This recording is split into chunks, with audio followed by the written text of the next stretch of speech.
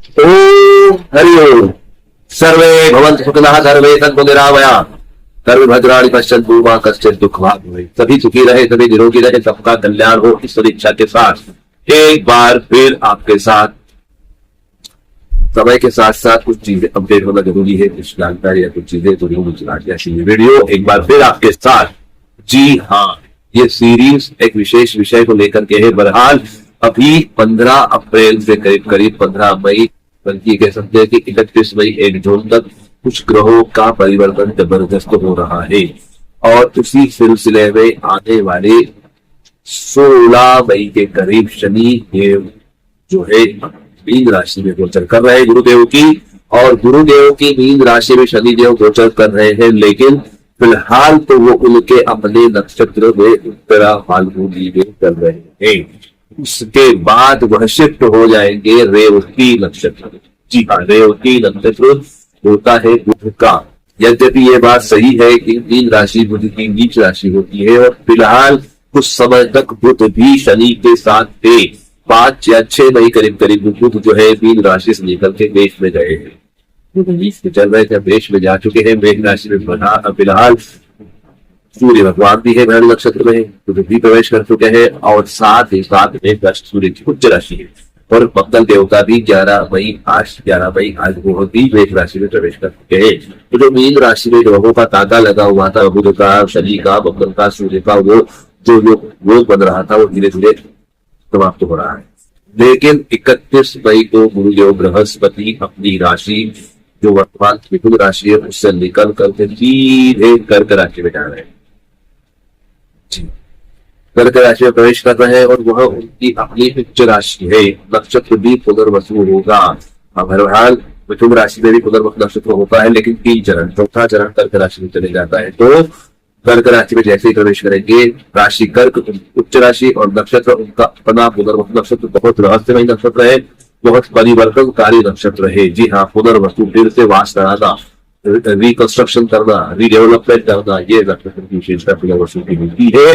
उसमें गुरुदेव बृहस्पति प्रवेश करेंगे, तो बृहस्पति का कर्क राशि में अपने नक्षत्र में प्रवेश करना, शनि देव का गुरुदेव की मीन राशि में रहना, और साथ ही साथ बुध के नक्षत्र रेवती में होना, इन सब घटनाओं के चलते बहुत बड़ा परिवर्तन देश से लेके 12 राशियों पर होने वाला है।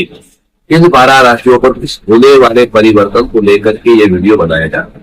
तो ये वीडियो की शुरुआत है, थोड़ा सा आपको एक उसका आइडिया दिया है कि हम क्या करने वाले हैं इस वीडियो के अंदर। तो जी हाँ, इसमें 12 राशियों की 12 अलग अलग पार्ट होके बनेगा वीडियो पूरा, लेकिन हर राशि का एक अलग पार्ट होगा। जिनकी जो राशि हो वह अपनी उस राशि पे जाके देख सकता है इस समय पे क्या बदलाव होने वाला है, क्या संभावनाएं है, और आप किस प्रकार अपने आप को संतुलित रख सकते हैं, या यूं कहे कि यदि समय अच्छा है तो किस प्रकार उस समय को भुला सकते हैं, उसको पेश कर सकते हैं, उसको प्रतिफल कर सकते हैं, और यदि समय विपरीत है तो किस प्रकार सावधानी रख सकते हैं, किस प्रकार सुरक्षा बढ़ा सकते हैं, किस प्रकार से अपने आप को सेफ कर सकते हैं। दोनों ही बातें इसमें है, क्योंकि कुछ राशियों के लिए जहां बहुत बेहतर होगा, कुछ को सोचा रहेगा, और कुछ को शायद ज्यादा भी हो। ये ग्रहों का अपना मिजाज होता है, वो किसी के नहीं होते, वो जहां जिस राशि में जिस नक्षत्र होते हैं, जहां देख रहे होते हैं, उनके जो नियम है उनके हिसाब से वो चलते हैं। न किसी के मित्र होते हैं, किसी के शत्रु होते हैं, वो निरंतर अपना काम करते हैं। तो चलिए, ये वीडियो का मंजूर हो गया। अब हम शुरू करते हैं अपने ग्रहों के प्रभाव के हिसाब से राशियों का वर्णन। जी हाँ, अगर हम सबसे पहले बात करें 12 राशियों में, सबसे पहली और सबसे जरूरी पहली राशि होती है मेष राशि।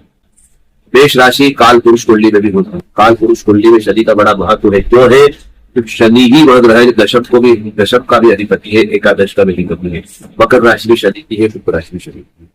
शनि ही कर्म प्रधान है, शनि ही कर्म कराता है, शनि ही प्राप्ति भी कराता है काल पुरुष कुंडली में। और काल पुरुष कुंडली मतलब सभी लोगों की कुंडली आ जाती है, क्योंकि वो सभी के लिए होती है। इसका मतलब ये हुआ शनि देव कर्म करा करके फल देने वाले हैं, प्राप्ति कराने वाले हैं, लाभ देने वाले हैं। पहले सितोड़ना, उसके बाद फिर फैलाना, ये है मकर राशि और कुंभ राशि का अपना महत्व है।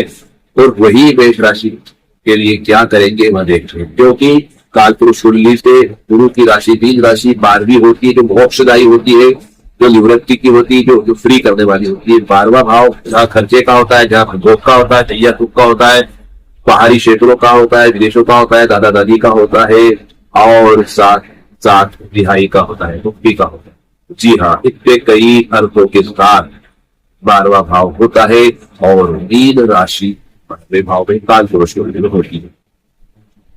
वही उसकी दूसरी जो मूल त्रिकोण राशि गुरु की धनु राशि है, वह आती है नवम भाव में काल पुरुष कुंडली में। नवम भाव मतलब भाग्य, तो भाग्य और मुक्ति, भाग्य में मुक्ति लिखी है, क्या प्रारब्ध क्या है, आपके कर्म क्या है, गुरु बताता है गुरु, और शनि बताता है कर्म। शनि भगवान के कारण कर्म और गुरु के कारण मुक्ति। शनि कर्म कराते हैं, गुरु मुक्ति देते हैं।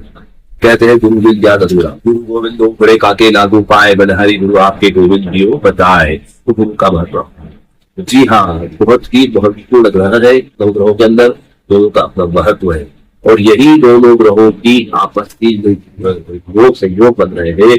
गुरु अपनी उच्च राशि में और शनि गुरु की राशि में जहाँ बैठ रहे हैं, इससे क्या क्या होने वाला है।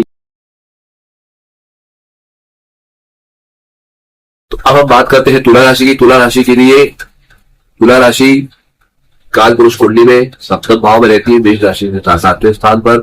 सप्तम भाव जाया का, पत्नी का, भार्या का, जीवन साथी का, व्यापार और दूसरे साथी, पार्टनर, बिजनेस पार्टनर, बिजनेस का, व्यवसाय का रहता है, पद का रहता है।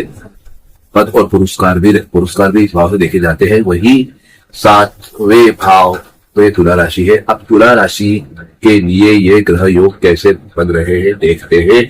कर्क राशि के गुरु होने वाले हैं 31 मई के बाद 1 जून तक, 31 मई की रात को 1 जून के करीब। अब वर्तमान में गोचर में जो गुरु चल रहे हैं मिथुन राशि चल रहा है तुला राशि के लिए। तो तुला राशि से अगर मिथुन राशि देखें, तुला से मेष 7, वृषभ 8, 9, नवम भाव से गुरु गोचर कर रहे हैं। भाग्य भाव से, धर्म भाव से गुरु गोचर कर रहे हैं। धार्मिक यात्राएं कराने वाले, धर्म से काम कराने वाले, पुण्य कार्य करवाने वाले और उन पुण्य कार्यों के प्रतिफल में कीर्ति, धन धान्य, समृद्धि देने वाले गुरुदेव बृहस्पति वर्तमान में है। यही गुरुदेव बृहस्पति अब आगे जाकर के अपनी अगली राशि कर्क राशि में, अपनी जो की उच्च राशि वहां जाके बैठेंगे और वहां पुनर्वसु, आश्लेषा, पुनर्वसु, पुष्य और आश्लेषा 3 नक्षत्रों का भोग करेंगे।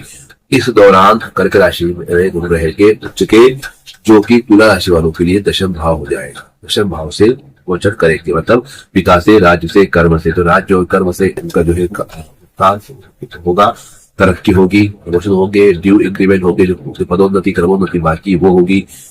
नौकरी स्विच करके अच्छी पोस्ट पे जा सकते हैं, जिस जगह है वहां पे अच्छी पोस्ट में बढ़ सकते हैं, आगे शाबाशी मिल सकती है, बड़े अधिकारियों का, वरिष्ठ लोगों का आशीर्वाद मिल सकता है, उनके स्नेही बन सकते हो, उनकी गुड बुक में आपका नाम आ सकता है, शाबाशी मिल सकती है, वाहवाही मिल सकती है।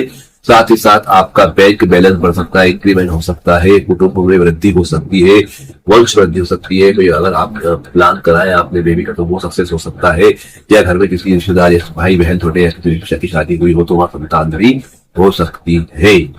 साथ ही साथ माता का स्वास्थ्य, वाहन सुख, भूमि का सुख, नित्य प्रकार के सुख है, पब्लिक से रिलेशन, आम जनता से, प्रजा से आपको लाभ, राजनीतिक क्षेत्र में प्रजा का लाभ आपको हो सकता है, वाहन का सुख, भूमि का सुख, माता का सुख आपको मिल सकता है। तो भाव को देख रहे हैं और नवम दृष्टि से शत्रु भाव को देखने से शत्रुओं से मुक्ति, शत्रुओं का मान वर्धन और ऋण मुक्ति से हो सकती है। ननिहाल में अच्छा फल मिल सकता है। इस प्रकार गुरुदेव बृहस्पति आपके लिए बहुत कुछ अच्छा करने वाले हैं दशम भाव के गोचर से अपनी उच्च राशि में। लेकिन इस समय शनिदेव जो है गुरुदेव बृहस्पति की मीन राशि में रेवती नक्षत्र में गोचर करेंगे 16 मई से। तो क्या होगा तुला राशि वालों के लिए?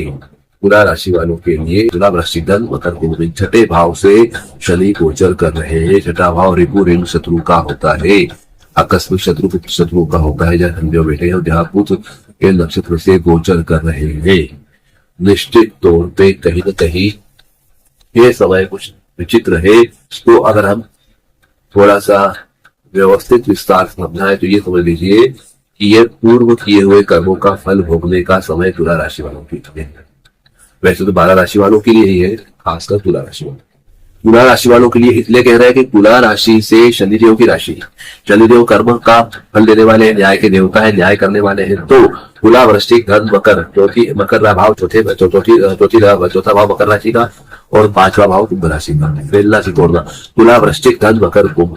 तो तुला राशि वाले शुक्र के प्रभाव में रहते हैं और तुला राशि वाले रोमांटिक होते हैं। तुला राशि वालों के जातक जो है कई बार रोमांस करते हैं और फ्लर्टिंग करते हैं। तो अगर आपने किसी जीवन में अपने अब तक किसी अपोजिट जेंडर से या किसी के साथ भी फ्लर्ट किया है, किसी को सब्जबात दिखाए, किसी को ऊंचे ऊंचे सपने दिखाए हैं और उसका भोग किया है, उसका उपयोग किया है और उसको दूध में से मक्खी की तरह निकाल के फेंक दिया है और उसको निष्कासित कर दिया है, किसी प्रकार से किसी भी जगह हो सकता है, आपके कार्य क्षेत्र में हो, आपके बिजनेस में हो, आपके व्यवसाय में हो, या फिर कोई ऐसे आपके लाइफ पार्टनर तो आपके साथ है ही, या उनसे अगर आपका अनबन हुआ या उनसे कोई आपका कोर्ट केस चल रहा है तो वो भी हो सकता है। कुल मिलाकर के किसी स्त्री ने पुरुष का या पुरुष ने स्त्री का या स्त्री ने स्त्री का या पुरुष ने पुरुष का कभी भोग किया है या कभी किसी प्रकार का उसका उपयोग किया है। शारीरिक भोग भी होता है, मानसिक उपयोग भी होता है। उनके टैलेंट को भी यूज करते हैं, प्रतिभा को भी यूज करते हैं और अपना काम बना करके अपना बड़ा लाभ लेकर के उस व्यक्ति को चलता करते हैं। मतलब किसी का दिल दुखाया है, किसी का उपयोग किया है तो उसकी जो बद्दुआ है, उस बद्दुआओं का असर आपको अब देखने को मिल सकता है। छठे भाव में शनि का रेवती नक्षत्र से गोचर, तो जो फ्लर्ट किए हैं, जो आपने मजे लिए हैं, जो आपने जो प्रेम प्रसंग आपके रहे या जो भी आपने जीवन में करा है, किसी प्रकार से किसी को यूज करा है, किसी को लग रहा है कि आपने उसके साथ गलत करा है और अगर वो किसी प्रकार से आपके लिए तड़पा है, कल्पा है या उसने कभी कुछ आपके लिए उस मन में उसकी कुछ घटास आई और उसकी अगर आत्मा रोई है तो उसका हिसाब देने का समय अब है। इस प्रकार शनिदेव बृहस्पति की मीन राशि में रेवती नक्षत्र के गोचर से ये काम कराने वाले हैं। तो यदि कुछ ऐसा हुआ है तो उसका समय आ चुका है। आप चाहे तो उसका पश्चाताप कर सकते हैं। यदि कोई आपको जानकारी में है कि यह व्यक्ति पर्टिकुलर है तो उससे आप क्षमा प्रार्थना कर सकते हैं, उससे आप रिश्ता बिल्ड कर सकते हैं और अपने रिश्ते को पैचअप कर सकते हैं। यही एक तरीका है जो आपको बता सकता है, अन्यथा तो जो परिणाम है वो सामने आने वाला है। तुला राशि वालों के लिए सबसे खास बात इस समय यह रहेगी, विशेष ध्यान रखना है तुला राशि वालों। और बाकी गुरुदेव बृहस्पति के आशीर्वाद से सारा काम अच्छा तो नहीं वाला है, आपका दिक्कत ही नहीं। दशम भाव के बृहस्पति है आपके, निश्चित रूप में दशम भाव के बृहस्पति की दृष्टि पड़ रही है, नवम दृष्टि। तो कहीं ना कहीं इस दुख में, इस कष्ट में न्यूनता आएगी, कमी आ सकती है, बशर्ते आप गुरु देव बृहस्पति के अनुसार चले, अपनी गलती स्वीकार करें और प्रायश्चित करें, पश्चाताप करें। वास्तविक प्रायश्चित अच्छी गलतियों को जला के नष्ट करता है। तो ये प्रायश्चित ही इसका एकमात्र उपाय है, अन्यथा भुगतान होता है। तुला राशि वालों के लिए इतना ही। अगर आप और विस्तृत जानना चाहते हैं या कुछ ऐसा हुआ है, आपको लग रहा है कि ऐसी स्थिति बन रही है तो इससे बचने का क्या उपाय है, तो आप व्यक्तिगत तौर पर व्हाट्सएप कर सकते हैं, सशुल्क आप परामर्श ले सकते हैं, समय को आसानी से काट सकते हैं बिना कष्ट के या कम से कम कष्ट ये हो सकता है।